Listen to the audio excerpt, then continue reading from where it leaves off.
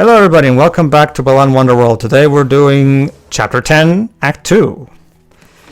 So yeah, like we mentioned, Chapter 10 is one of the better themed levels in both gameplay and looks, and tying into the story. I don't like the level design though. The level design is like the platforming in this game is so slow. You just sit there waiting for the platform to slowly turn until it's in the right position. So Which is ironic considering this guy helped create one of the more faster platformers. Yeah.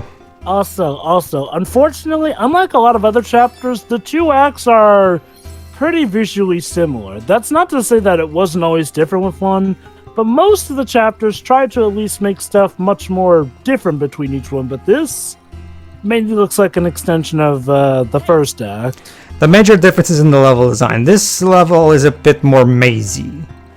Oh boy, baseball minigame.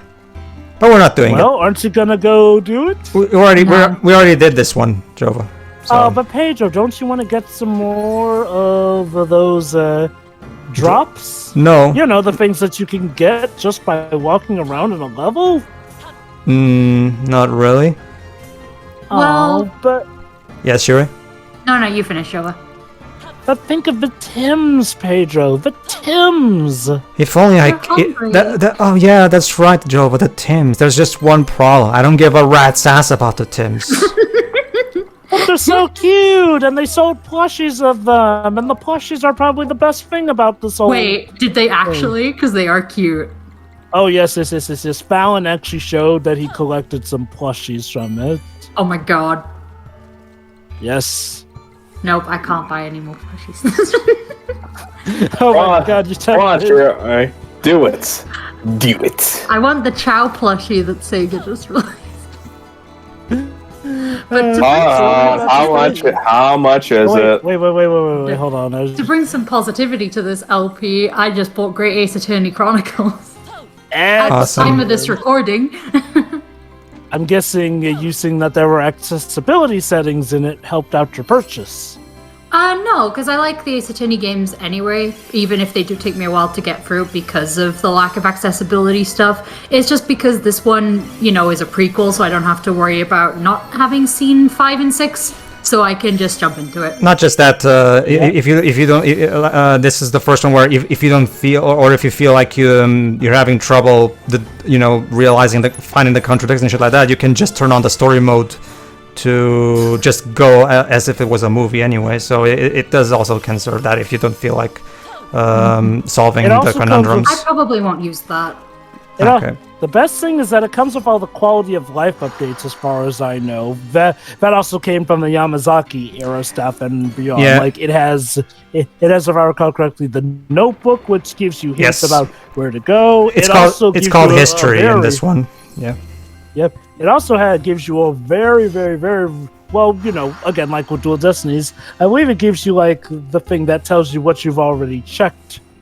Yes. When you're investigating. Oh, yeah. That's good. Yes, it does. And also, I think this is a new one, if I remember correctly. Like, it has the ability to turn on skip text.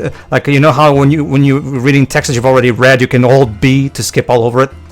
Yeah. There's an option. From the start now. Yeah, you can turn it on so that you can always skip text regardless if you've read it before or not. That's cool. And also, it's back to being a Although I personally I prefer the default one where it doesn't let me skip unless I've read at least once, personally. Same for me. It's also Alright. got... that's right, the Sneaky Lizard. The Sneaky Lizard is basically a rehash of that other lizard that uses his tongue as a hookshot towards those fruits. So yeah, again, like I said, we've already run out of ideas at this point, so we have to reuse outfits. But yeah, like I said, the save system is, the save state-esque system is back in Great Ace Attorney. Yeah. Well, Ace Attorney games there's still the occasional bits where you can save. Like, for example, whenever you're doing one of the Great Deduction bits with Herlock Sholmes, you cannot save during those. So it's not quite 100% like a save state still. But for the most part, yes, you can save pretty much everywhere. Mm-hmm. A lot of these are becoming pretty standard visual novel settings, which is nice. Also, a chapter system is included. Like, okay, so say you want to restart a case, like, you want to go back to your favorite moment in a case. Instead of having to play through the whole case, you now can literally just select a chapter from each case and boom. So say you want to do a replay but skip all those pesky investigation scenes and just go straight to the meaty court sections. Now the option is yours. And you know what's amazing? Wasn't that already in the 3DS games, I think? Or maybe I'm just... Okay. The difference is that now you can also do that from the start. Ah, okay. It unfortunately was not the case in the crossover. Well, the crossover was trying to be very traditional, both Ace Attorney-wise and Layton-wise, so... How did that not count as a hit against you? Because, well, actually, to be fair, this is actually something that has been consistent, to be fair. Those rotating square thingies, whenever they hit me, they only inconvenience me. They don't take my outfits away. This has been a thing since World 2, to be fair. That is Okay, I've always made it my mission to not get hit by those, so I didn't know. But that is surprisingly lenient of the game, considering how BS it's been up to this point. So. True, that is true, yes. And yeah, this level, as you can see, this level is boring because it takes a long time to get through, because one small mistake means you'll fall, meaning you have to climb all these stairs all over again. I suppose it wouldn't be so bad if you could move a lot faster if you had other means of navigating, but no, it's literally just... Oh, it's very simple, Shiroi. It's very simple. All you have to do is spend hours grinding Tims so you can unlock the Balan Wonderworld, the Balan outfit, so you can just fly over everything. What about the cat jump thingy? That's the thing you remember. The cat jump outfit only goes horizontally. Forward, whereas the frost fairy, the frost fairy outfit. I thought you were about to get hit right there. I guess I'm just that awesome, Dej. But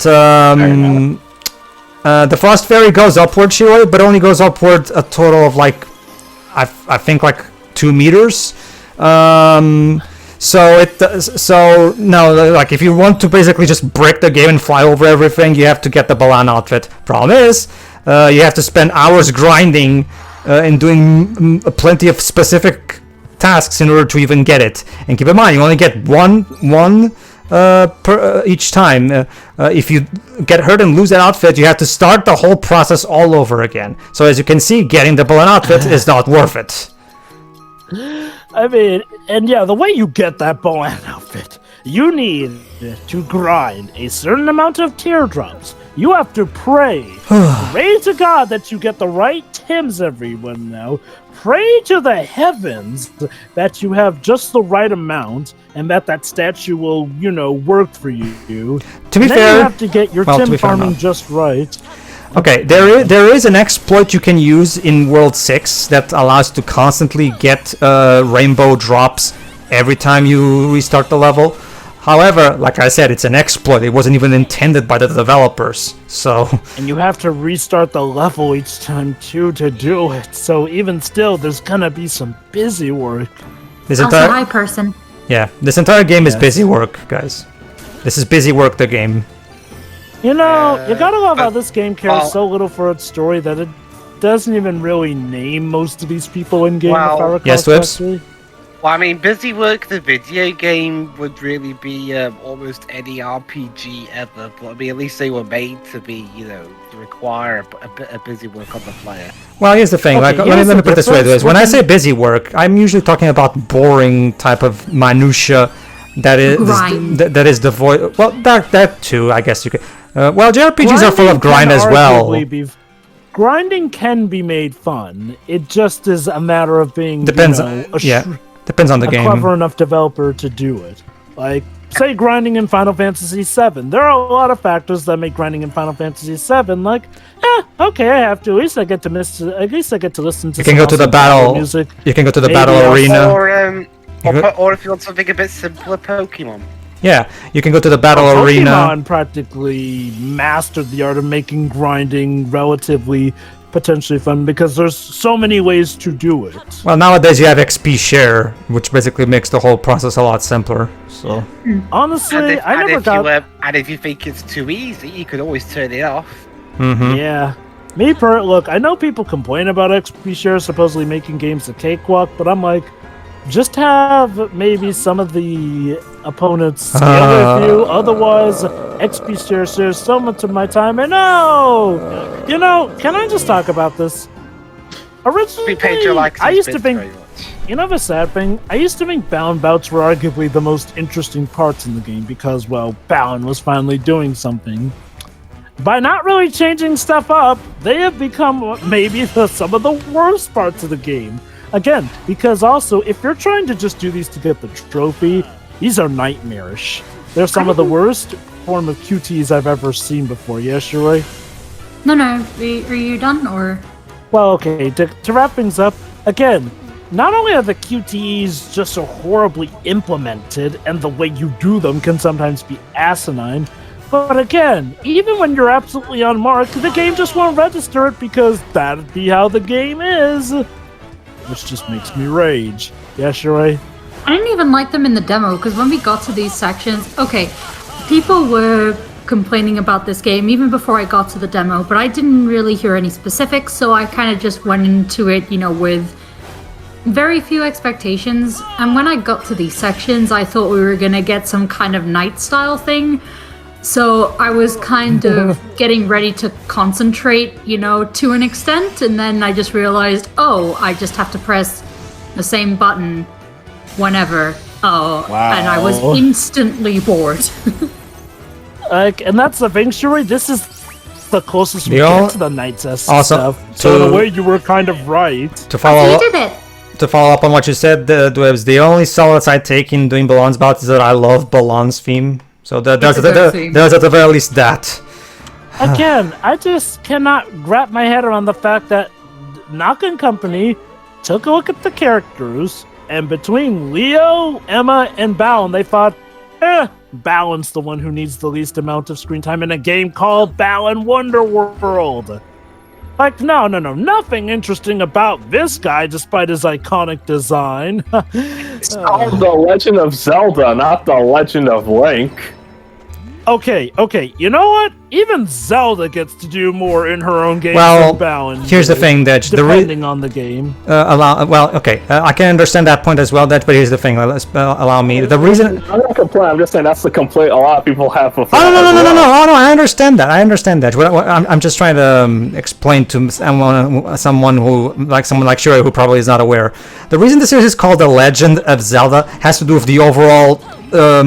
overarching storyline over the course of the various games, because there's an entire legend involving the original Princess Zelda that you save in Zelda 2, The Adventure of Link. Basically, there's an entire legend of the Princess Zelda gets told over generation in the Zelda universe. So that's what the title refers to. Basically, it's something that a lot of people realize, except for the hardcore fans like me. So, but just wanted to put that out there. Go on. Okay. I look forward to the inevitable Zelda game where you're in space. That would be neat. Okay, I guess it's my turn to speak a positive here.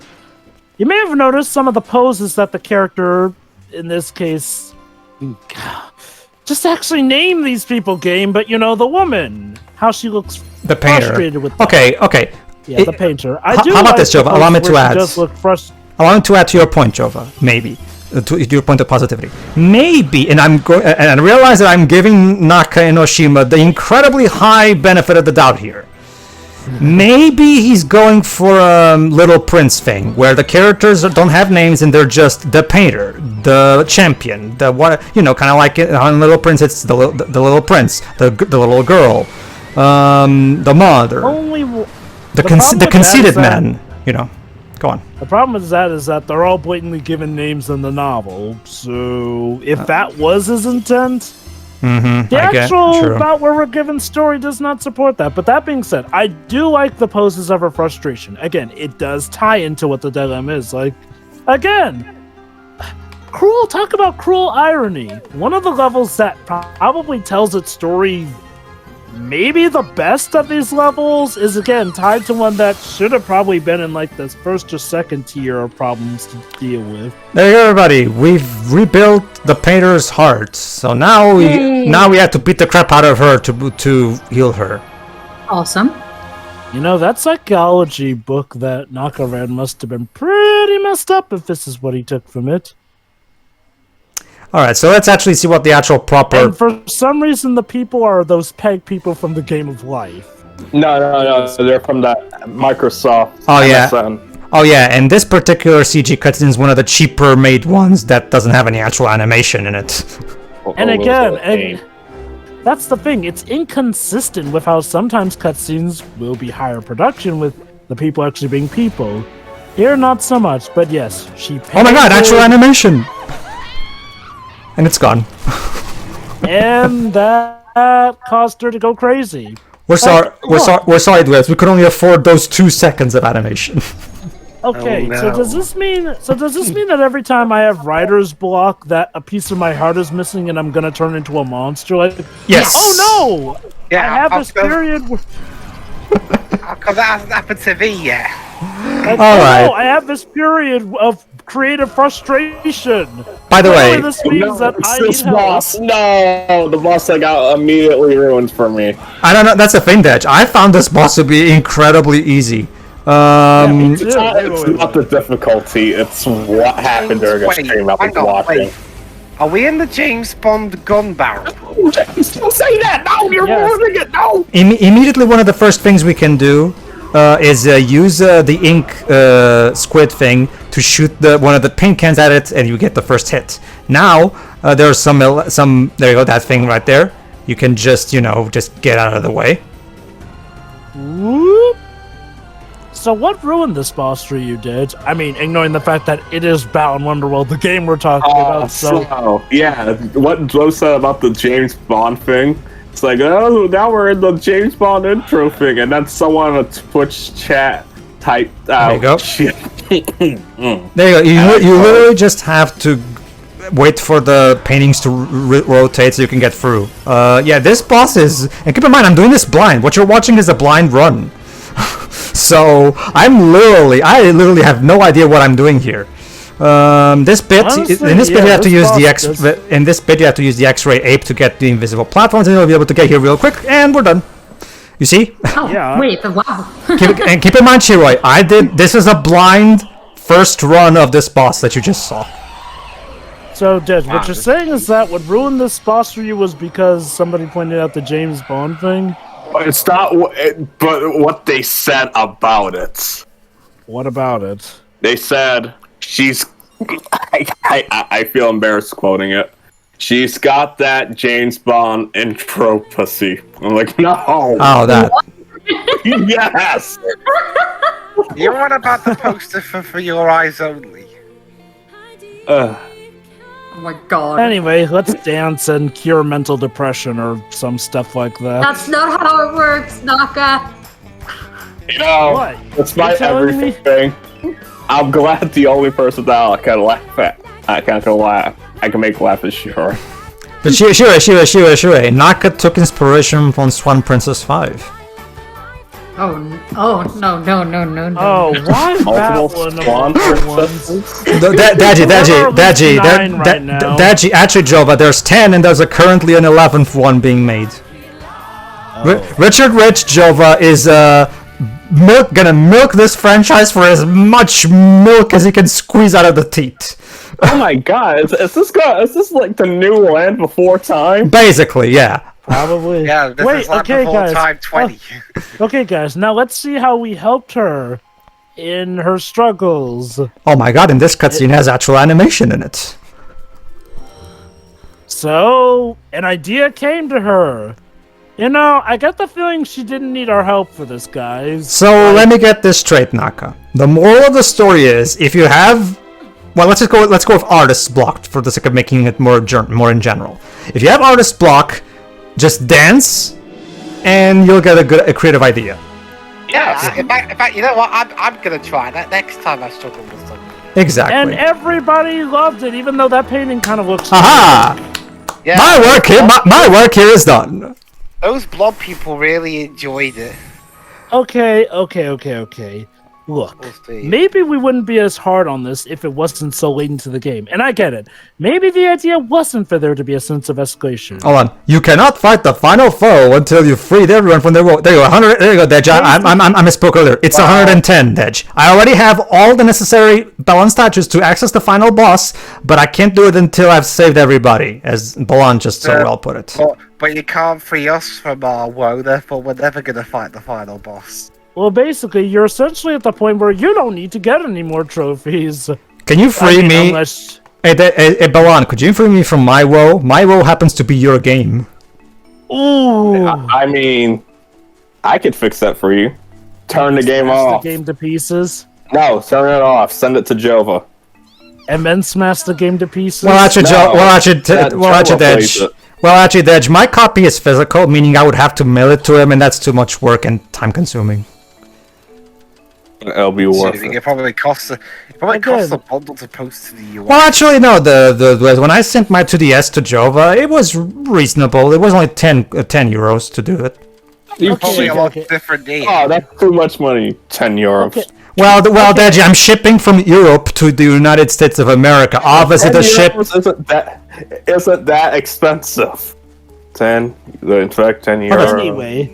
Anyway, but seriously, look at this. You have to wait until 770 Tims have spun the wheel properly just to proceed. And again, apparently it would have been too much of a strain to have this stuff happening while you're in the levels. No. You have to sit by and watch it slowly count up. Yep. Well, I have an idea. Smash the game to pieces? No. If you before you go to bed, leave the game on, and then when you wake up, it'll be done. Unfortunately, Dwebs, that doesn't address the problem of if the Tims just decide to suddenly yeet themselves off the wheel. All right. Tune in next time, everybody, where we start chapter 11. See ya. See ya. See ya.